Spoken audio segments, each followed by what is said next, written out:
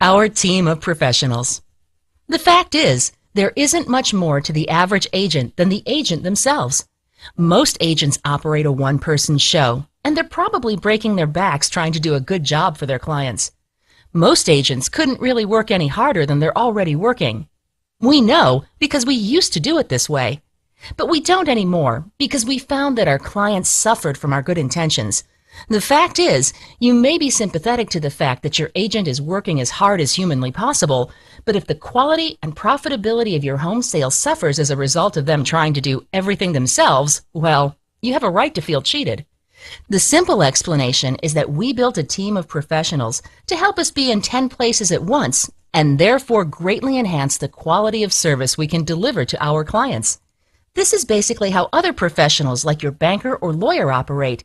And on top of this, we've used cutting-edge technology to dramatically improve the speed, efficiency, and innovative capabilities of every part of the service we deliver.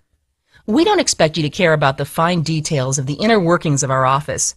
What you should care about is simply this. Because of the highly unique way we've structured our real estate office, our clients' homes sell for more money in less time.